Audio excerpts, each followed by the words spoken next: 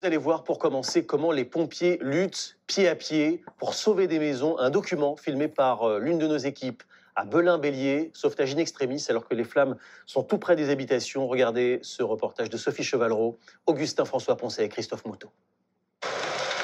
Des flammes de plusieurs mètres dévorent les pins. Alors que les pompiers luttent contre le feu à seulement quelques centaines de mètres du village de Belin-Bélier, un appel à l'aide. Qui me suit.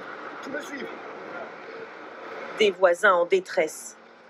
Le propriétaire de cette maison est absent et la forêt s'embrase juste au bout de son jardin.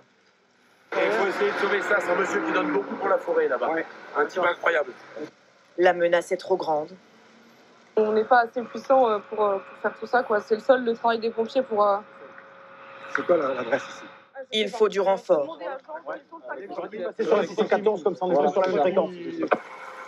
Les flammes se rapprochent à une vitesse folle. La collaboration entre pompiers et habitants se met en place. Si, sur le tracteur, si je vous dis de venir, vous m'écoutez, vous venez. D'accord?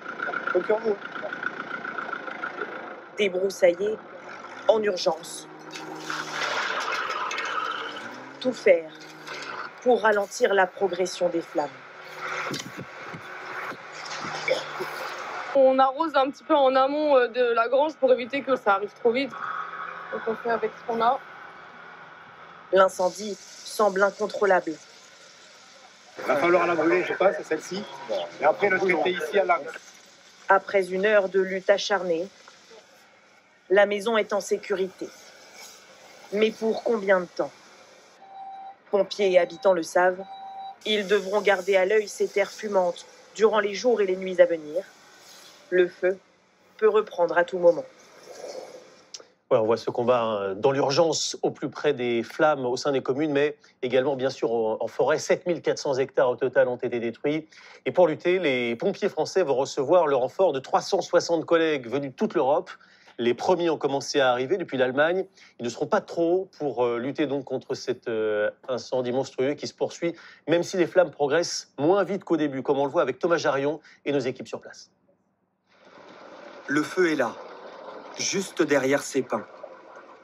Les pompiers ont à peine le temps d'arriver, de passer une première fois, que c'est déjà trop tard.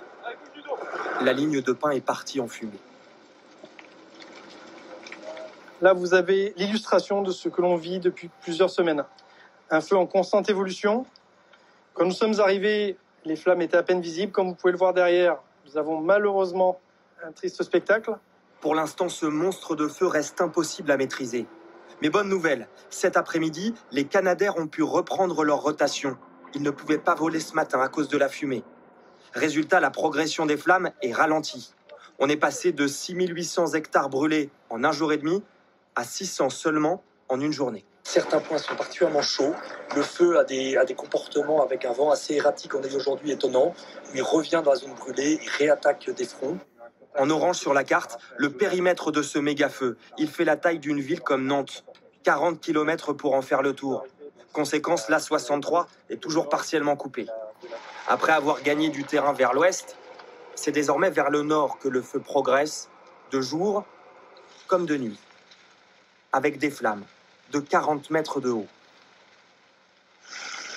Il se rapproche ou pas le feu là? Non, pas trop là. Par bouffée, il avance. Il va avancer là de toute manière. Oh là là. Ce sont les pompiers que vous entendez parler entre eux, cette nuit, au cœur du brasier. Allez Loïc, un jet diffusé sur ta droite, s'il te plaît. Parfait. Parfait Loïc. Voilà.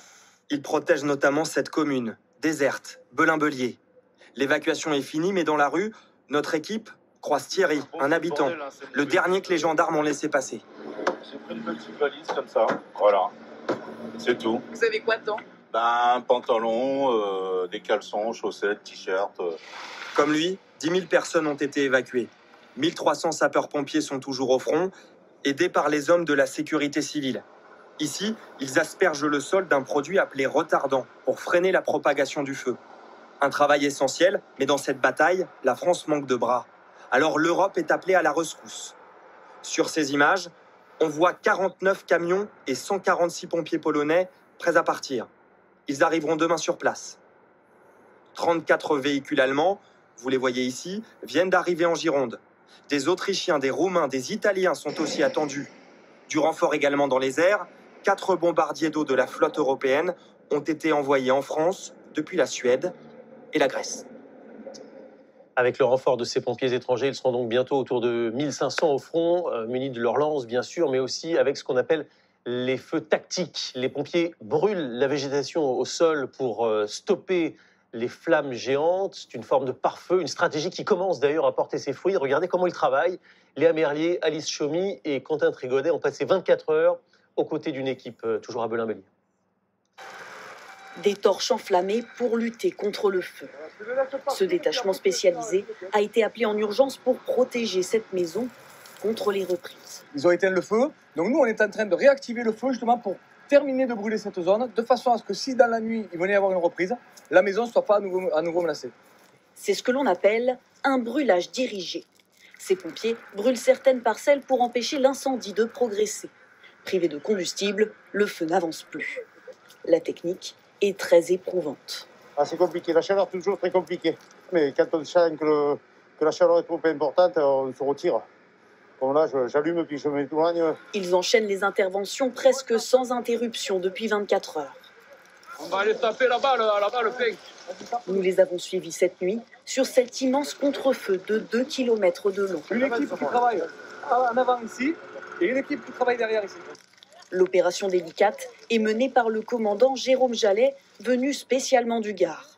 Cette stratégie est particulièrement efficace la nuit lorsque toutes les conditions sont réunies.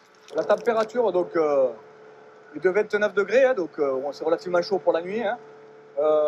Et l'hygrométrie est de 37%. Pour faire la manipulation qu'on est en train de faire, oui, les conditions sont bonnes. À l'aide de ces souffleurs, ils dirigent les flammes dans la bonne direction.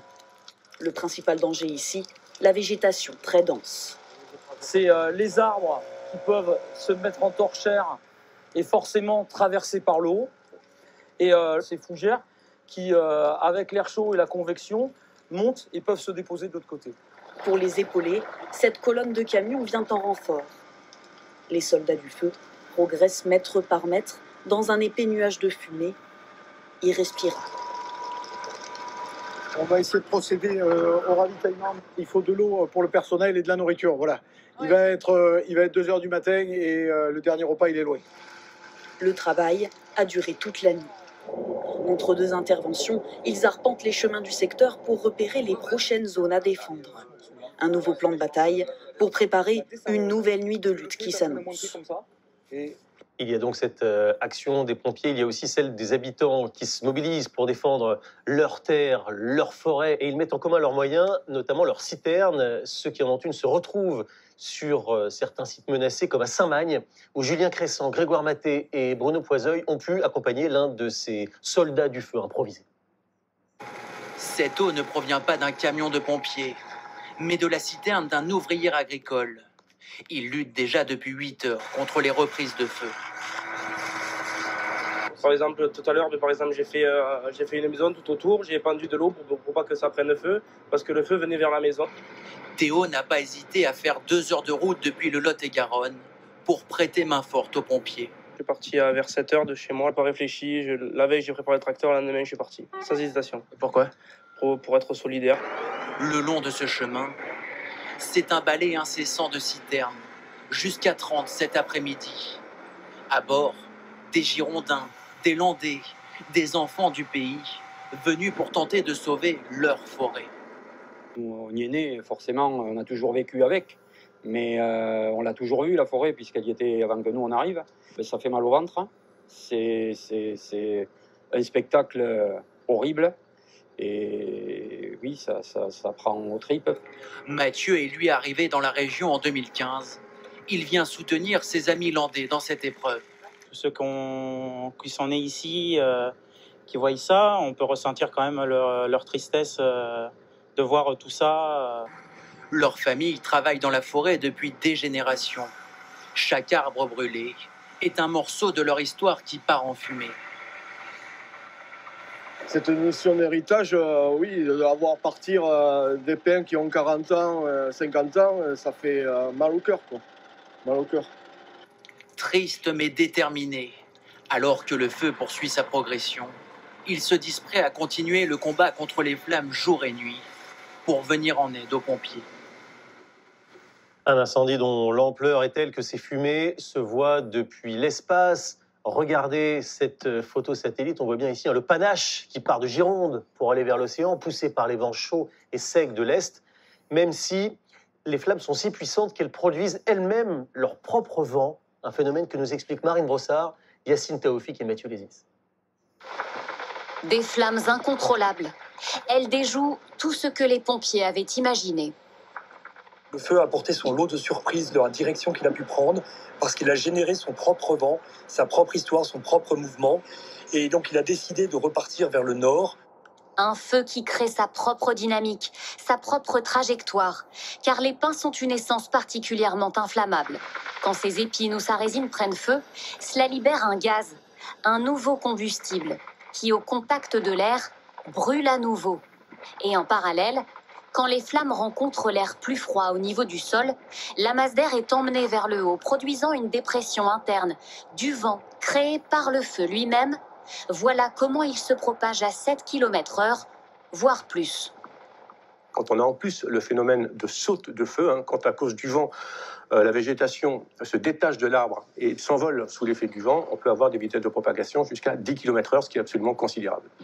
L'autre immense difficulté, c'est la hauteur de la végétation. Depuis le sol, impossible pour les lances d'atteindre les cimes. Quand les pins centenaires d'une trentaine de mètres s'embrasent, les flammes atteignent 50 mètres, l'équivalent d'un immeuble de 15 étages. Seuls les canadaires peuvent agir, ils sont obligés de s'élever encore. L'eau qu'ils larguent doit donc traverser 60 mètres de température brûlante. Une grande partie s'évapore avant de toucher le sol. Les largages sont donc rendus inefficaces et risqués. Aujourd'hui, le problème se pose opérationnellement parce qu'il y a tellement de fumée que les avions ne peuvent même plus pénétrer à l'intérieur du sinistre ou à proximité. Ça veut dire que c'est dangereux pour les pilotes et pour les moyens aériens en eux-mêmes. Voilà pourquoi seules d'intenses précipitations permettront désormais d'éteindre ces gigantesques incendies. Précipitations attendues pour dimanche, on l'a vu tout à l'heure avec Tatiana Silva. Puisqu'on parle d'incendie hors du commun, regardez cette image qui nous vient de Californie. C'est une tornade de feu, un phénomène qui se produit quand les flammes croisent un tourbillon de poussière.